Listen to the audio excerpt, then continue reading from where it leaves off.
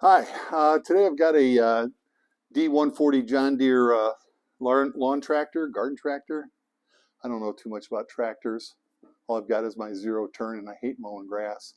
But anyway, it's got a couple of flat front tires. One tire goes flat within a day and the other tire probably a week or so. So decided to go ahead and replace the tires. I've got it jacked up with a floor jack and I ordered some tires and this is what we got. Came from Vevor. Comes with some extra bushings. And I had watched a few videos on replacing these tires and wheels. And one of the confusing things about it was most of the videos really didn't talk too much about what you need to know when you order it. I suppose you could go down to the John Deere dealer and get the tire from them for whatever cost that is. This one here, we'll see if it fits, but it looks like it's the right size and everything. This is $73, I believe, delivered for the pair. So a couple of things you got to know when you're ordering these tires is the most obvious one, of course, is the tire size. On this particular case, it's a 15 by 6 by 6, and that's referring to the diameter, and the width is 6 inches, 15-inch diameter, and I think it's a 6-inch wheel. So that measures about 6 inches right there. And then obviously the other things you want to look for when you're getting tires and rims. This one here is tubeless. You can get tube tires. I'd prefer the tubeless. And you also, if you're getting the bushing style, which this is, then you want to make sure you got a grease fitting to grease this up. And this, like I said, this is a bushing style. They also make a style that's got wheel bearings. I don't know if this one can use a wheel bearing wheel, but those are things to watch for. The other thing that kind of confused me a little bit, but this hub is 3 inches long, and there's a couple ways you can check that. One is take the tire off and then measure the spindle and see if it's 3 inches long. Got to watch out for, like I said, it's got a bunch of these bushings and adapters. This one here, I measured it, and it's a 3/4 inch diameter shaft, and it's 3 inches long. And you also have to watch out for if you get a wheel that's centered or offset. Centered means that the center hub is centered to the tire this way. This one here is offset. And on the valve stem side, you can see this is much deeper from here to here. On this side here, it's not quite as deep from here to here. So that center hub is offset. So we got an offset. So I did take one off, actually took the other side off to get the measurements. Today I'm going to go ahead, well, I'm going to take both sides off, but today I'm going to do this one. This side hasn't been taken off yet. And this here is more, it's a cover, and it's a soft plastic or rubber or something. And you could try to use a screwdriver to get underneath there. Here, I should put some gloves on. Look at my hands already. But if you've got something with a hook on it, you can try and pry it off by your hand, but that's very difficult. What I did on the other side was I used a pair of channel locks so that I could kind of get underneath there. And then you can either pry up like that or pry across like this. And off it comes.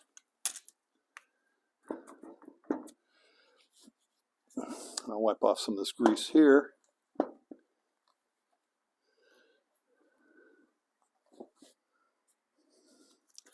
The next thing is that there's like a C-clip on here. And the big caution on this, based on my experience, is just take a screwdriver. And it's got a couple of, call it, slots in here. Once I get it off, you'll be able to see it. But you pry this off, and you want to make sure that you kind of cover it so that when you pry it off, it doesn't go flying off. This one isn't on very tight, so it's not too big of a problem.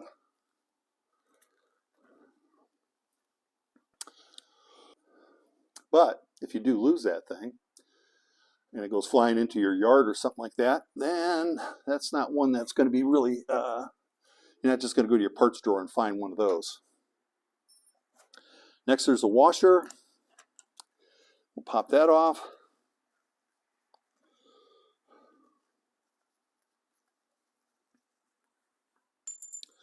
And then the wheel comes off, but it doesn't.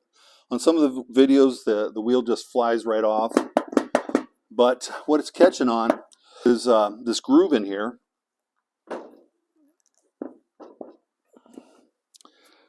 The groove in there for this little C-clip has got a little raised burr or edge. So what you can do is, if you got a small enough file, you can get a file in there and try to file the edge off. Of course, this is a huge file. That'll work better after I get the wheel off. But what you can also try, and I haven't done this to see if it's going to work, take some sandpaper or emery cloth and try that.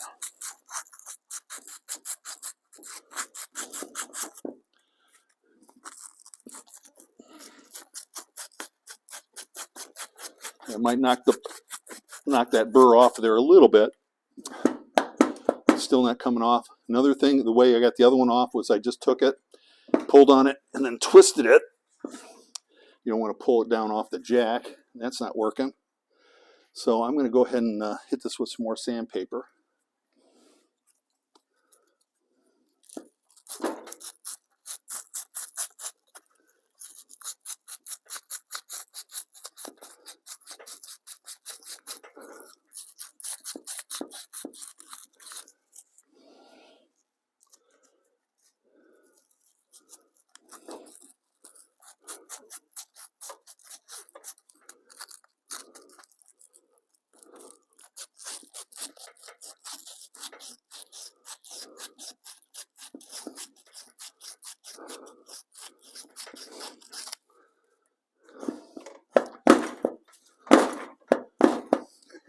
It doesn't want to come off.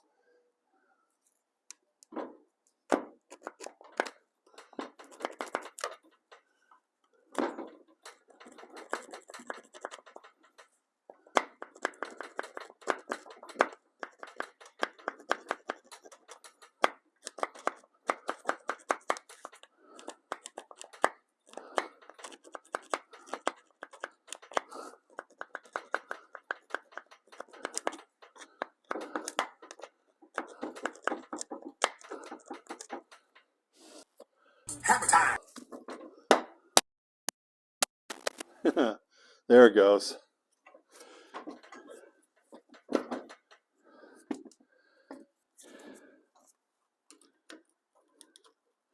And there is a washer in there. So if the washer gets stuck to the wheel, you got to make sure you take that off to make sure you get the right spacing.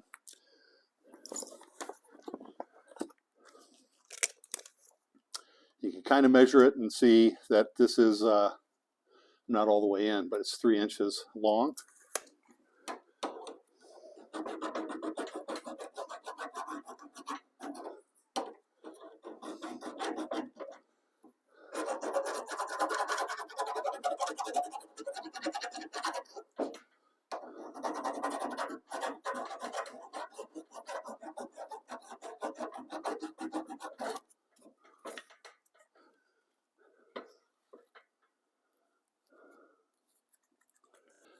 Now also confirm the diameter.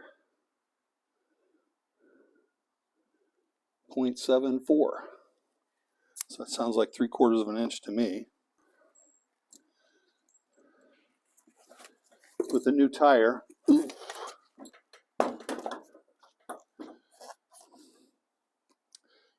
I did check the air. One tire was aired up to 30 psi, the other one was 25. The caps were loose, so you want to make sure those are snugged on so they don't fall off.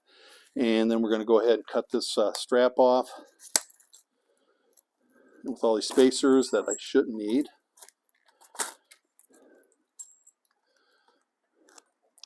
And I don't think I need this bushing that's in here.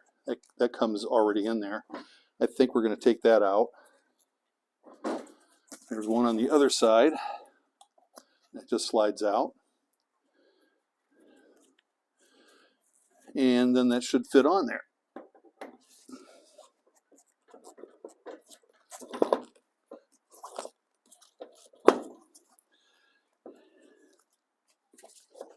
Still catching on that a little bit.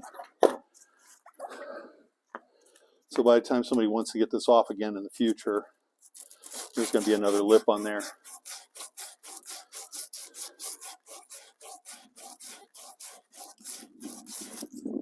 But for right now, I'm going to make sure we've got enough of that burr off there so this slides right on and off.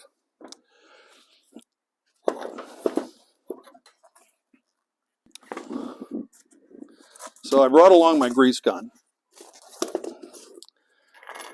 and it doesn't have a tip on it. Wonderful. But I'm going to go ahead and fill this up with grease.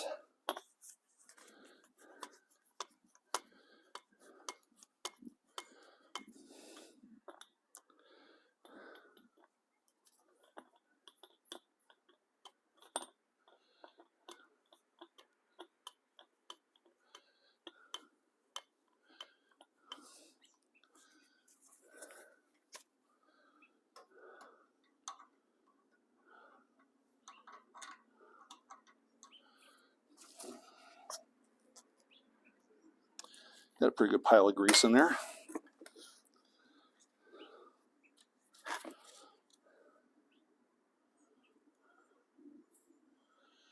And this isn't really sealed up. You know, there's no rubber seals on here. We do want to give it our best shot when getting it on here. Remember, there's a washer on here.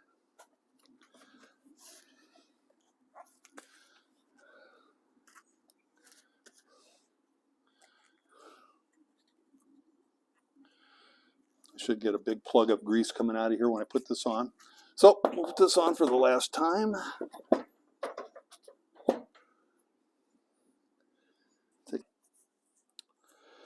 And I'm going to go ahead and put the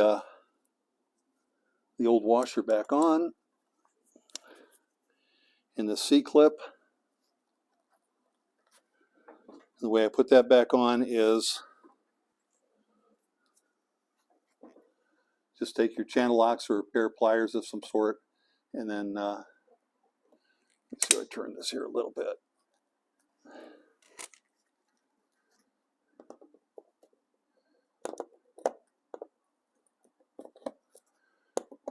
Snap that on.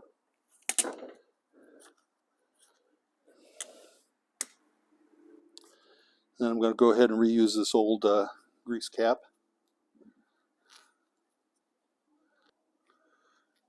Wipe it off to try and make it look pretty again. And try to get that snapped back on.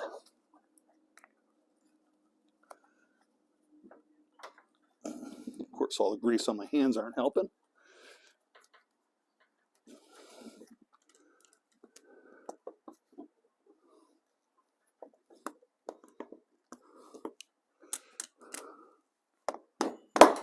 There. Hammer comes in handy again. And there it is, all set to go. And now I'm just going to go ahead and repeat on the other side. Like I said, I had the other side off, so it's not going to be nearly as bad. So this one was a little bit worse than the passenger side. But so it's not hard. It might take a little bit of time. Don't get too frustrated. You just need a couple basic tools, and you'll be able to change your front tires. Hey, thanks for watching. See ya.